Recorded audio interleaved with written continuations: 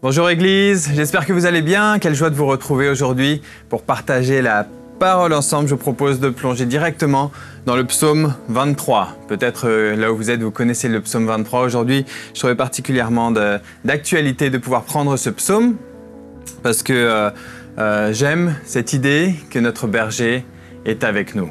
On le lit ensemble.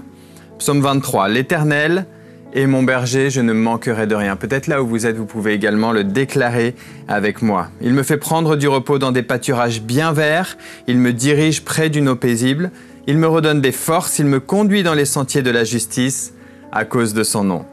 Même quand je marche dans la sombre vallée de la mort, je ne redoute aucun mal car tu es avec moi. Ta conduite et ton appui, voilà ce qui me réconforte. Tu dresses une table devant moi en face de mes adversaires. Tu verses de l'huile sur ma tête et tu fais déborder ma coupe.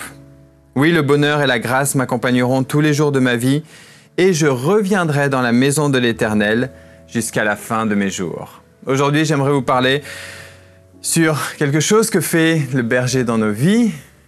Il nous aide avec notre stress. Le titre de mon message, c'est « Pas stresser avec mon berger ».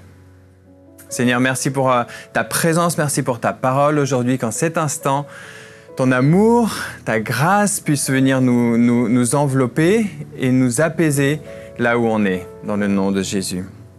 Amen. Vous avez remarqué, on est dans une saison, dans une situation, même dans des sociétés où le stress est extrêmement présent. Et moi, j'ai même l'impression qu'il a été multiplié et démultiplié. Il a été multiplié avec différentes étapes. Il a été multiplié déjà avec l'avènement des réseaux sociaux, d'Internet, et alors que tout le monde voit ce qui se fait partout, il est encore passé à un autre cran avec la pandémie, l'incertitude, beaucoup de choses. En tout cas, le stress est tellement présent pour nous aujourd'hui, et c'est bon de pouvoir se recentrer sur quelque chose qui nous apaise, sur quelqu'un qui nous apaise, sur notre berger. Donc c'est ce que j'aimerais voir avec vous aujourd'hui. Vous savez, dans la Bible, le Proverbe 14:30 nous dit « La paix de l'esprit favorise la santé, la totalité de la santé de nos corps ». Donc j'aimerais voir avec vous, à partir de ce psaume 23 aujourd'hui, 7 habitudes spirituelles pour réduire le stress. Vous savez, on parle bien d'habitude, c'est-à-dire c'est pas juste quelque chose qu'on entend une fois et ça y est, ça change notre vie, c'est quelque chose qu'on met en pratique. Au début, c'est un peu différent, ça change, mais avec le temps, ça devient quelque chose de naturel. Est-ce qu'il y en a ici, vous vous souvenez ce matin d'avoir fait vos lacets, par exemple? Alors, peut-être la plupart, vous êtes en pyjama dans votre lit, peu importe. Quelque chose que vous faites mécaniquement le matin. Vous vous souvenez d'avoir fait vos lacets ou d'avoir boutonné votre chemise. Au bout d'un moment, quand on est petit, on y passe du temps, on regarde, c'est pas facile, etc. Au bout d'un moment, c'est juste naturel, on le fait et voilà, ça c'est la puissance de l'habitude. Donc j'aimerais vous partager aujourd'hui 7 habitudes pour réduire le stress. Vous êtes prêts? Première habitude, premier verset. L'Éternel est mon berger, je ne manquerai de rien. Donc la première habitude, face à la peur de manquer dans ce monde, la première habitude qui est bonne à mettre en place dans nos vies, c'est « j'amène mes besoins à Dieu pour qu'il les comble ». C'est pas juste « j'amène mes besoins à Dieu » comme je me déverserais chez un psy ou dans mon journal intime, juste je les communique et puis après je continue à les porter. Non, j'amène mes besoins à Dieu parce qu'il est mon berger et qu'il va en prendre soin et qu'il va prendre soin de moi. J'amène mes besoins à Dieu pour qu'il les comble face à la peur de manquer. Aujourd'hui, vous savez, il y a tellement de multiplication d'incertitudes dans tous les niveaux, au niveau de la santé, au niveau de l'économie, au niveau même relationnel. Vous savez, parfois vous êtes avec des personnes, faites un cheminement avec des personnes depuis des années et puis tout d'un coup, ça explose et vous vous apercevez qu'il y avait des choses pendant des années qui ont été gardées, qui sont exprimées. Donc, il y a beaucoup de sources de stress. Mais j'aimerais vous suggérer, dans cette période-là, de dire peu importe ce qui se passe, peu importe l'incertitude qu'il peut y avoir autour de moi, l'Éternel est mon berger, je ne manquerai de rien. Vous pouvez le dire là où vous êtes. Jésus est mon berger, je ne manquerai de rien. Jésus est mon berger, peu importe si j'ai l'impression d'avoir tout perdu, tout ce que j'ai construit jusqu'à présent, parce que Jésus est mon berger, je ne manquerai de rien. Vous savez, c'est beau de voir dans une maison, dans un foyer, comment les enfants sont tellement conscients. Ils posent pas la question, est-ce que papa, maman, est-ce qu'on va manger aujourd'hui? Est-ce qu'on aura des vêtements pour s'habiller le matin? Non, c'est tout de suite, qu'est-ce qu'on mange? Qu'est-ce qu'on mange ce soir? J'ai faim. Il y a une telle confiance de se dire, mes parents vont pourvoir. Et pour nous, c'est exactement pareil. Jésus est mon berger, je ne manquerai de rien. Il y a pas longtemps, parfois les soirs chez nous, c'est un peu, ça part dans tous les sens. Il y a les activités des enfants. On a 5 enfants, dont le plus petit qui a 6 mois. Et donc voilà, c'est des besoins dans tous les sens. Et un lundi soir, c'est particulièrement un soir où il y a différentes activités à des endroits différents. Il faut revenir, faire les devoirs, manger, se coucher, etc. Et puis moi j'étais avec mon fils au foot, et puis Priscille a été à la maison avec les enfants. Et puis ce jour-là, c'est elle qui a pété un câble. On alterne, parfois c'est moi, parfois c'est elle, parfois plusieurs fois dans la journée, mais elle a pété un câble. Vous savez, quand on a de la sollicitation dans tous les sens, au bout d'un moment, on dit des choses qui n'ont aucun sens.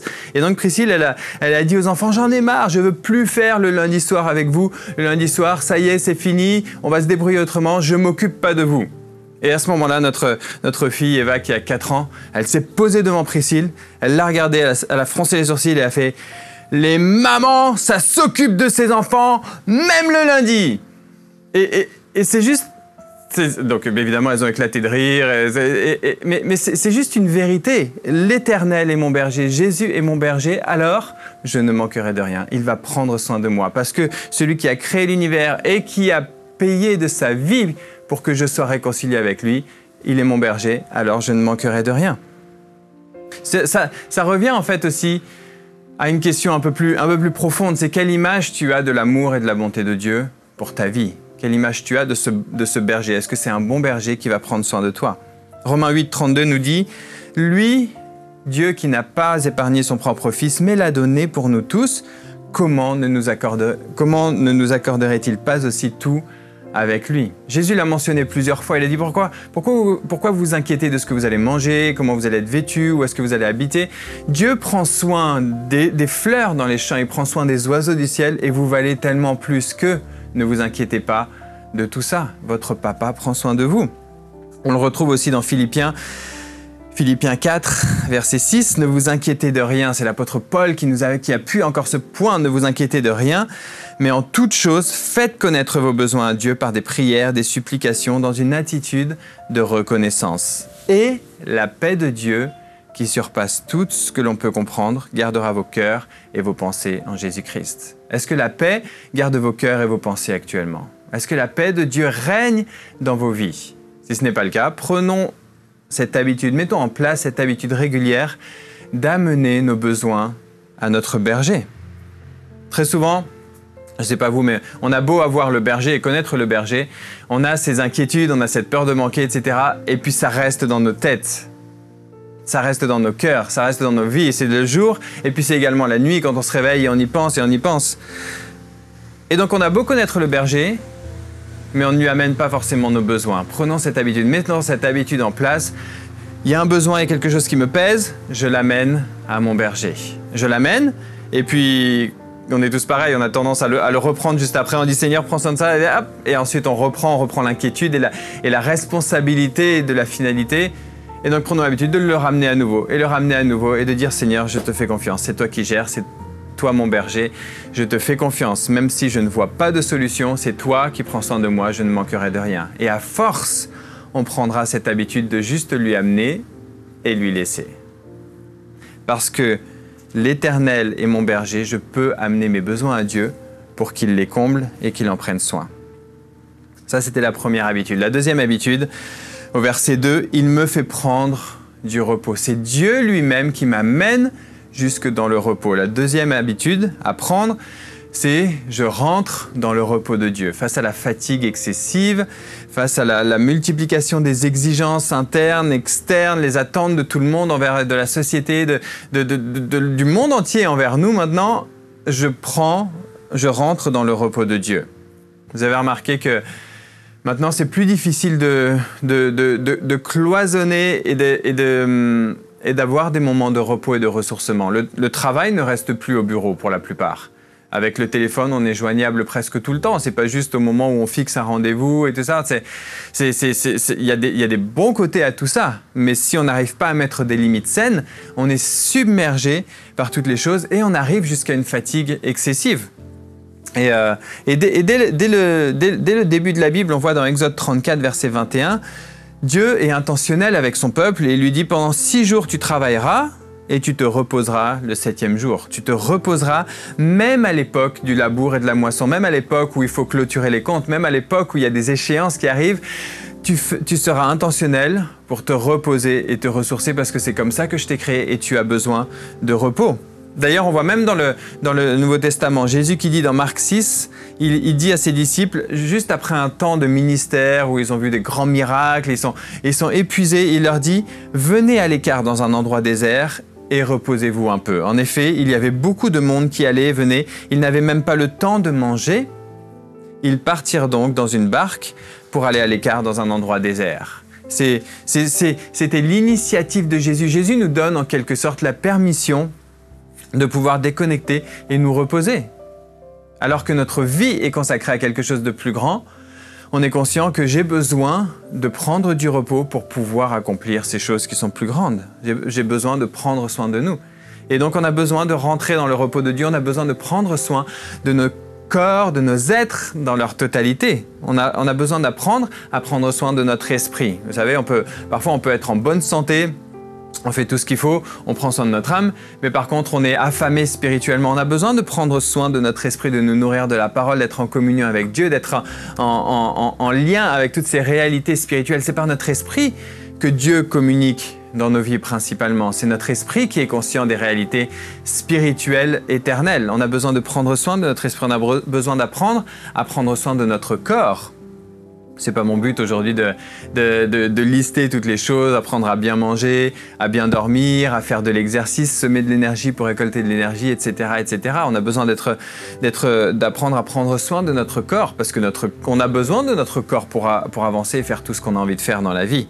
Et puis on a besoin de prendre soin de notre âme. Ça, c'est très important. On le voit de manière très criante dans cette pandémie. Il y a une emphase qui commence à être mise de plus en plus sur la santé mentale, le bien-être émotionnel. Et c'est extrêmement important parce que si notre âme n'est pas en bonne santé, alors ça affecte la totalité de notre vie. Et prendre soin de notre âme, c'est très personnel. Ça dépend des personnes. Il y a des années de ça, un jour où j'allais pas très bien, j'avais besoin juste de repos pour mon âme. Priscille, elle me fait « Oh mon amour, est-ce que tu veux que je te fasse un chocolat chaud ?» Et je l'ai regardé, j'ai fait « Ben non, pourquoi ?» Parce que pour elle, le chocolat chaud, c'était le moment de réconfort quand elle avait besoin. Et pour moi, c'était pas le cas. J'aime bien le chocolat chaud, mais en l'occurrence, ça ne correspondait pas avec le moment. C'est comme si je dis à Priscille, viens ma chérie, on va s'acheter un puzzle de 2000 pièces et on va prendre toute une journée pour le faire ensemble. Moi j'aime bien, ça détend, ça change les idées, etc. Priscille, elle voit ça, elle fait une panique, une crise de panique. Pourquoi se compliquer la vie? La vie est suffisamment difficile comme ça pour devoir se poser et résoudre une problématique comme ça. Et donc ça, c'est très personnel. Suivant les personnes, je vous invite à partir dans cette recherche de vous dire qu'est-ce qui ressource mon âme. Qu'est-ce qui ressource mon âme? Ça peut être la nature, ça peut être du divertissement, ça peut être du temps avec des amis, peu importe. Et donc on a cette directive, ce commandement de Dieu dans l'Ancien Testament par rapport au sabbat. Prenez soin de vos corps, même dans des périodes très chargées, prenez soin de vos corps. Et vous savez quoi? Maintenant qu'on a le Nouveau Testament, Jésus est venu, on voit une dimension encore supérieure. On voit que le sabbat était une image de ce dans quoi Dieu voulait nous emmener. Il y a une dimension supérieure qui est disponible pour chacun d'entre nous aujourd'hui. Enfants de Dieu, disciples de Christ, il y a une dimension supérieure. L'auteur de l'Épître aux Hébreux nous dit dans le chapitre 4, verset 9, « Il reste donc un repos de sabbat pour le peuple de Dieu. » Tu fais partie du peuple de Dieu, il y a un repos de sabbat pour toi, mais pas juste un repos physique. En effet, verset 10, « Celui qui entre dans le repos de Dieu se repose lui aussi de son activité, tout comme Dieu s'est reposé de la sienne. » Empressons-nous donc, dépêchons-nous d'entrer dans ce repos afin que personne ne tombe en donnant le même exemple de désobéissance. La désobéissance du peuple d'Israël, c'était de ne pas faire confiance à Dieu pour rentrer dans ce repos. En fait, ce qu'on découvre maintenant, C'est qu'on croit que Jésus est venu, il est mort à la croix et tout a été accompli à la croix. C'est-à-dire maintenant, le sabbat pour nous, c'est pas juste un jour dans la semaine. Je galère pendant 6 jours et puis le 7e jour, je me repose. Ça c'est une bonne chose de se reposer physiquement. Mais le sabbat pour nous, c'est Jésus-Christ lui-même est le Seigneur du sabbat. Jésus-Christ lui-même est notre sabbat. C'est-à-dire le lundi, le mardi, le mercredi, le jeudi, le vendredi, dans toutes les situations de la vie et du quotidien, Jésus lui-même est présent et je peux me reposer en lui parce que lui-même est mon repos. Jésus-Christ est ma force quand je me confie en lui. Jésus-Christ est celui qui amène la promotion et qui tient la promotion derrière. Jésus-Christ est celui qui prend soin de mes relations. Jésus-Christ est celui qui me fait justice. Et donc, chaque jour de la semaine, je peux avancer en faisant confiance à Dieu. Jésus lui-même est mon sabbat, il est mon repos. D'ailleurs, le repos de Dieu n'est pas de l'inactivité, pas du tout. C'est une activité intense, c'est une activité forte. On peut voir comment Jésus vivait, mais c'est une activité dirigée par l'Esprit. Et quand on est dirigé par l'Esprit, quand on laisse le Saint-Esprit agir au travers de nous, inévitablement ça déborde et il agit en nous. Donc face à la fatigue excessive et la multiplication des exigences dans nos vies, cette deuxième bonne habitude à prendre, à mettre en place dans nos vies, c'est je rentre dans le repos de Dieu. On continue.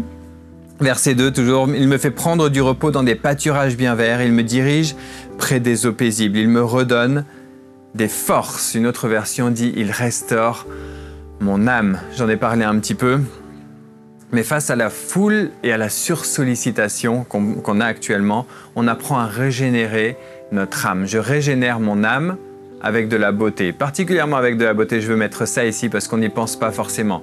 Troisième habitude, je régénère mon âme avec de la beauté.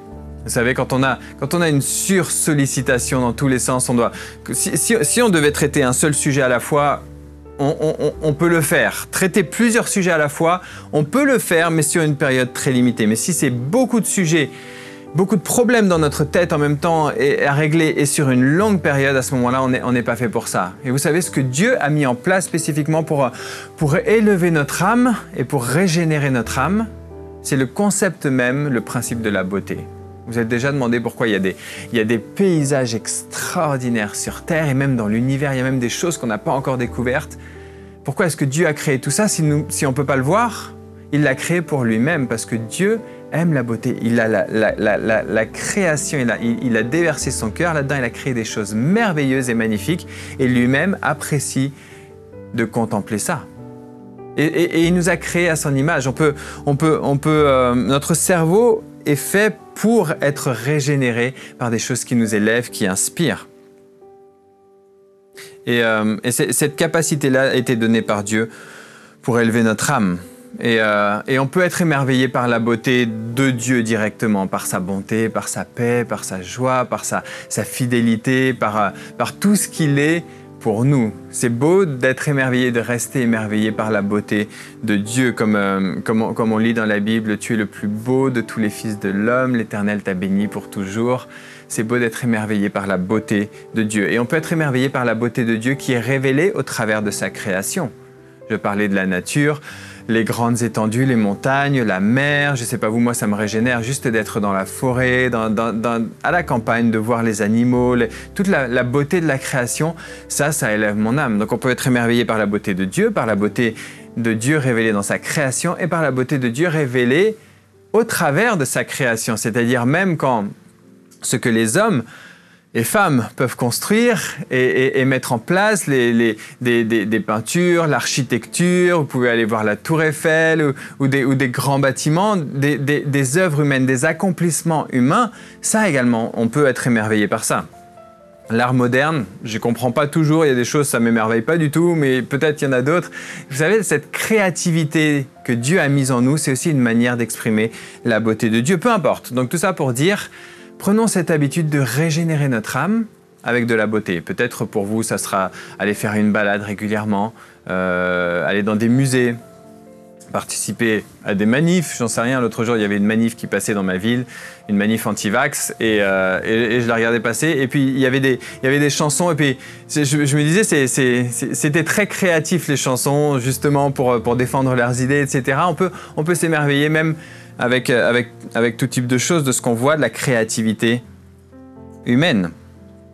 Et on peut s'émerveiller, donc la beauté extérieure, mais aussi la beauté pour l'âme. Philippiens 4.8 nous dit « Enfin, frères et sœurs, portez vos pensées sur tout ce qui est vrai, tout ce qui est honorable, tout ce qui est juste, tout ce qui est pur, tout ce qui est digne d'être aimé, tout ce qui mérite l'approbation, ce qui est synonyme de qualité morale, ce qui est digne de louange. » Quand nos pensées sont portées sur des choses qui sont caractéristiques du royaume de Dieu, toutes ces belles choses-là, ça nous élève, ça régénère notre cœur, notre âme. Si on laisse rentrer d'autres choses qui sont mauvaises et qui sont directement inspirées par l'enfer et l'œuvre de la mort, à ce moment-là, c'est pas bon.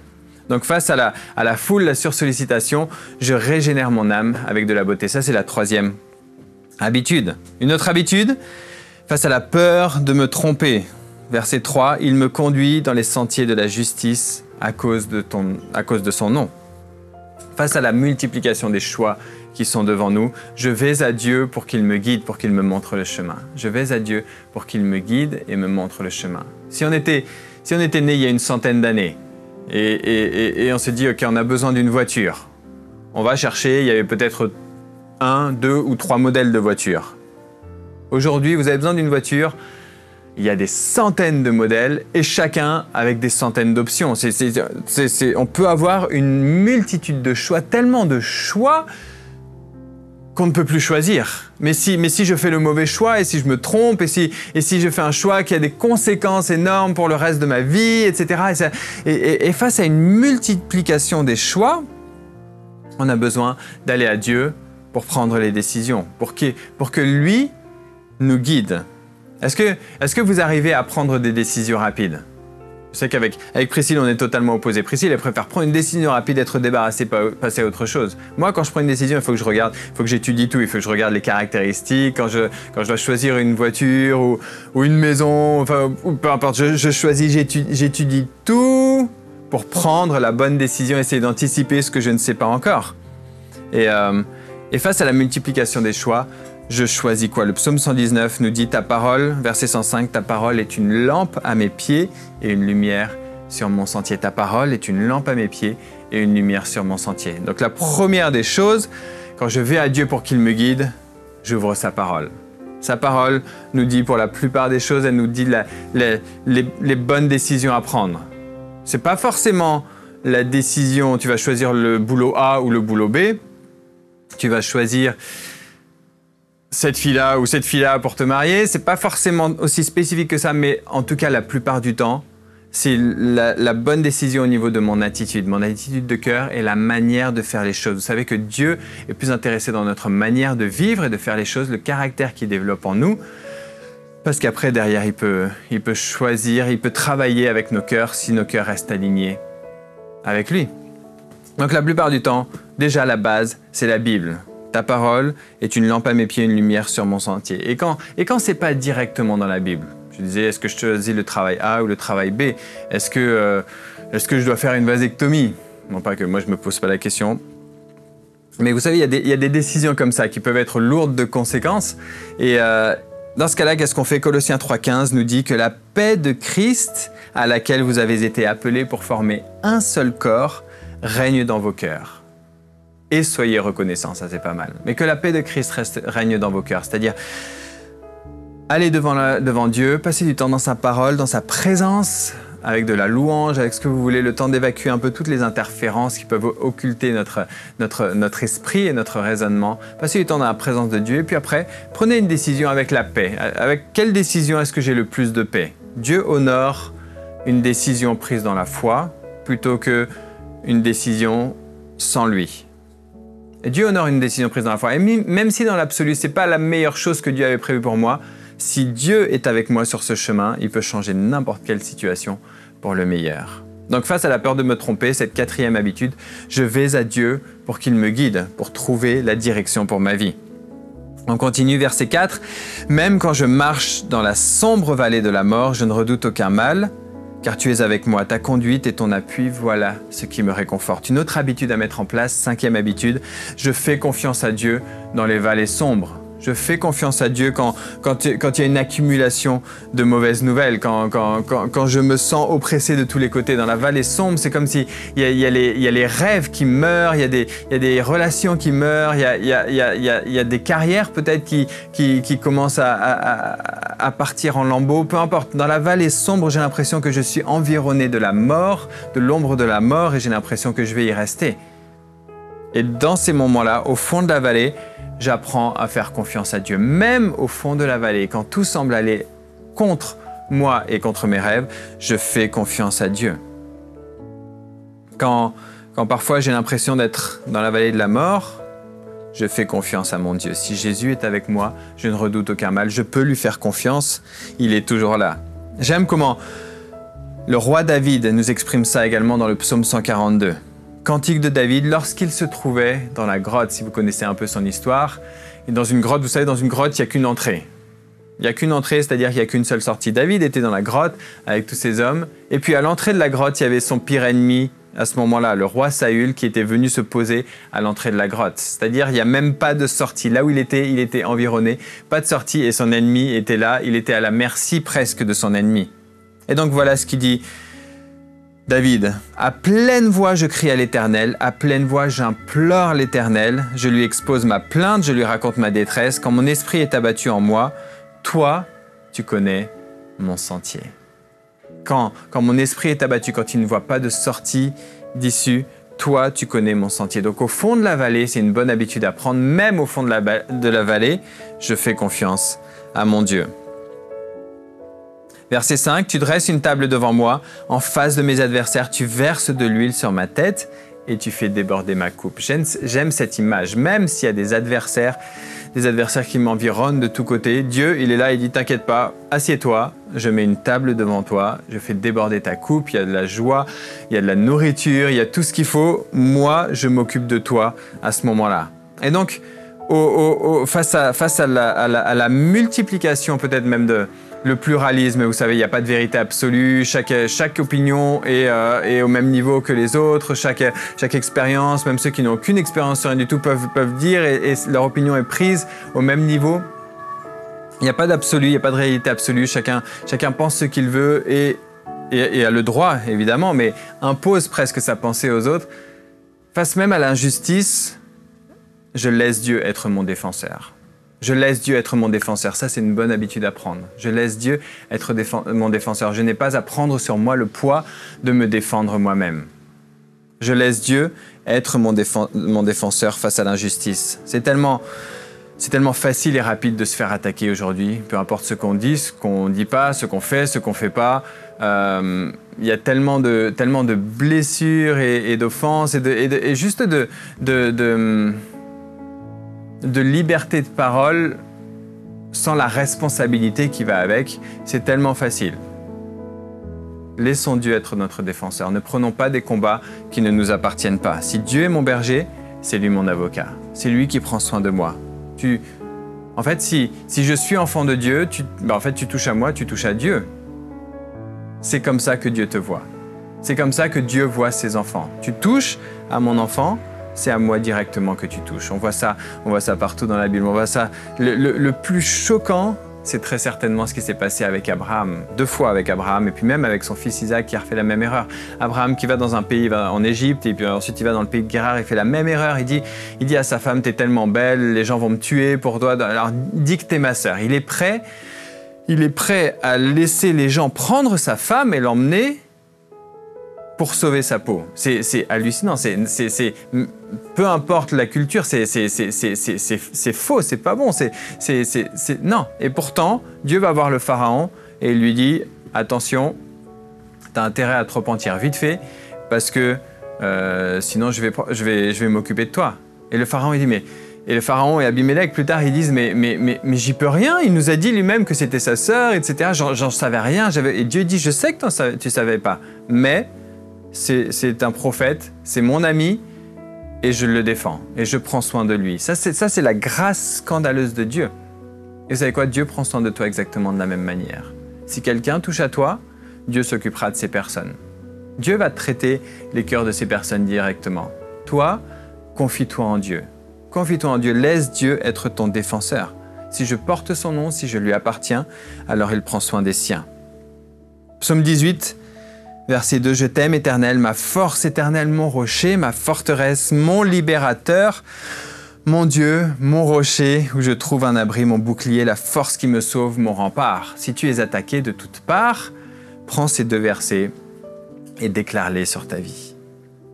Et puis enfin, dernière habitude, verset 6, « Oui, le bonheur et la grâce m'accompagneront tous les jours de ma vie. Je reviendrai dans la maison de l'Éternel jusqu'à la fin de mes jours. » Face à la peur du lendemain, l'inquiétude extrême pour l'avenir, une bonne habitude à prendre, c'est « Je m'attends à ce que Dieu finisse ce qu'il a commencé en moi. » Je m'attends à ce que Dieu finisse ce qu'il a commencé en moi. Il est là et il sera toujours là. Dieu est le grand « je suis ». Il n'est pas le grand « j'étais » ou le grand « peut-être je serai ». Dieu est le grand « je suis ». Peu importe les temps et les saisons, il est toujours là. Peu importe où je vais, il y sera. Il sera toujours avec moi parce qu'il nous l'a promis. Il sera toujours avec toi parce qu'il l'a promis. Dieu sera toujours dans mon avenir. Et même dans mon avenir, il ne sera jamais limité. Je fais confiance à Dieu pour mon avenir. Face à la peur du lendemain, je ne sais pas ce qui va se passer. Il peut y avoir des guerres, il peut y avoir des pandémies, d'autres pandémies, il peut y avoir des crashs économiques, il peut y avoir tout un tas de choses négatives. Mais si Dieu est avec moi, il sera avec moi dans mon avenir et c'est lui qui prendra soin de moi. Et il n'est pas limité par toutes les choses de ce monde. Il peut amener jusqu'à la fin ce qu'il a commencé en moi. Il peut prendre l'œuvre qu'il a commencé en moi et l'amener jusqu'au bout. Dieu peut utiliser, vous savez quoi? Dieu peut utiliser même une mauvaise expérience aujourd'hui pour tourner ça en bien pour demain. Ça, c'est ce que fait notre Dieu. Si l'Éternel est mon berger, je m'attends à ce qu'il finisse ce qu'il a commencé en moi. Et vous savez quoi? Il y a 2000 ans, Jésus, devant les foules, il s'est écrié quelque chose qui est encore valable aujourd'hui. On peut le lire dans Matthieu 11, verset 28. « Venez auprès de moi. » C'est Jésus qui parle. « Venez auprès de moi, vous tous qui portez des charges très lourdes et qui êtes fatigués, et moi je vous donnerai le repos. Je ne cherche pas à vous dominer. Prenez donc vous aussi la charge que je vous propose et devenez mes disciples. Ainsi vous trouverez le repos pour vous-même. Oui, la charge que je mettrai sur vous est facile à porter. Ce que je vous donne à porter est léger. » Et vous savez, on est tous devant 2 choix. Si on réduit au minimum, on est tous devant 2 choix. Quoi qu'il arrive, on va porter un fardeau, on va porter une charge sur nos épaules. Si aujourd'hui vous n'avez aucune charge, aucune responsabilité, ça veut dire que quelqu'un prend soin de toutes les responsabilités pour votre propre vie, ou alors que vous n'êtes pas conscient de tous les besoins qui sont autour de vous. Les besoins sont criants dans le monde qui est autour de nous. On a des charges, on a des fardeaux sur nos épaules. Mais on a 2 choix. Soit on choisit de porter nous-mêmes nos fardeaux, et donc il y a des fardeaux qui vont être mis sur nous-mêmes qu'on n'a pas choisis. Soit on choisit de prendre la charge que Jésus nous propose, de s'allier avec lui, de se mettre sous le même joug. Vous savez, un joug, c'était ce qui reliait une énorme pièce de bois qui reliait 2 bœufs dans un champ. Et de se mettre sous le même joug de Jésus, c'est d'avancer à son pas, de marcher dans ses pas, de le laisser porter le plus lourd, de choisir, de suivre ses commandements, ses directives, de le laisser être proche de nous partager son cœur, de choisir la bonne voie, même quand j'ai envie de me venger, de garder du ressentiment, de l'offense, de garder des mauvaises choses dans mon cœur. C'est de choisir d'aller à la rencontre des autres et d'exprimer l'amour de Dieu même quand moi je me sens vide. C'est de marcher à son pas, de me laisser constamment submerger par son amour. Si je choisis la même charge, la charge que Jésus me propose, à ce moment-là, elle est douce, elle est légère. Si je sors de cette charge-là, je dis non Seigneur, je préfère vivre ma vie à ma manière, etc., il y aura tout un tas d'autres fardeaux qui vont venir sur ma vie et qui vont s'accumuler jusqu'au, je le souhaite à personne, jusqu'au moment où on s'écrase. Donc cet appel de Jésus, il est valable pour chacun d'entre nous aujourd'hui. Et juste pour terminer ce message, j'aimerais proposer peut-être là où vous êtes, vous vous sentez écrasé par un fardeau. Peu importe, vous pouvez être chrétien même depuis longtemps. Vous savez, parfois on a des choses qui pèsent sur notre cœur et on n'arrive pas à s'en débarrasser. On essaye, on les amène à Dieu, mais c'est tellement prenant chez nous le temps de mettre en place cette habitude de se décharger sur Dieu. J'aimerais prier pour vous maintenant. Seigneur, merci parce que tu es le bon berger. Tu es le bon berger et tu prends soin de tes enfants. Tu prends soin de tous ceux qui viennent à toi. Même il y a suffisamment de place dans ton troupeau pour tous ceux qui veulent venir auprès de toi. Seigneur, maintenant, dans cet instant, que ton amour vienne remplir les cœurs, que ta paix vienne s'établir là où il y a du stress. Seigneur, dans le nom de Jésus, maintenant, je brise tout fardeau inutile qui est sur la vie de chaque personne qui se présente à toi maintenant. Dans le nom de Jésus, que ton repos vienne remplir nos vies et nous amener un peu plus loin dans ce que tu as prévu pour nous, dans le nom de Jésus. Et juste avant de clôturer ce message, j'aimerais vous proposer, à vous qui nous regardez, si jamais vous n'avez jamais fait la paix avec Dieu, vous ne vous êtes jamais réconcilié avec votre Créateur, j'aimerais vous laisser l'opportunité de le faire maintenant. Peu importe la perspective, la vision que vous avez de Dieu, peut-être vous vous dites, si j'accepte qu'un Dieu existe et que je viens vers lui, il y aura des exigences énormes sur ma vie. Laissez tout ça de côté. Chacun d'entre nous, on est indigne de venir même devant Dieu.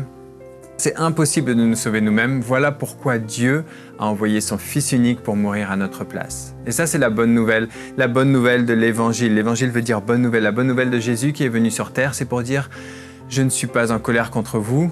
Je sais que vous êtes incapable de vous sauver vous-même. Je viens être votre sauveur. » Donc là où tu es maintenant, est-ce que tu veux, grâce au sacrifice de Jésus, il y a 2000 ans, est-ce que tu veux accepter la vie éternelle que Dieu t'offre? La vie éternelle, être réconcilié avec lui pour l'éternité, pas seulement sur cette terre, mais pour l'éternité. Est-ce que tu veux aujourd'hui revenir à la maison alors que Dieu t'attend les bras grands ouverts? Si c'est le cas, pourquoi ne pas répéter cette prière avec moi? Seigneur Jésus, merci pour ton amour. Aujourd'hui, je reconnais que j'ai besoin de toi. J'ai besoin d'un sauveur. Sois mon Seigneur et mon Sauveur. Aujourd'hui, je choisis de te suivre. Viens dans ma vie, viens me remplir de ton amour. Viens m'aider et me réconcilier avec toi. Aujourd'hui, je suis déclaré juste en Jésus-Christ. Amen.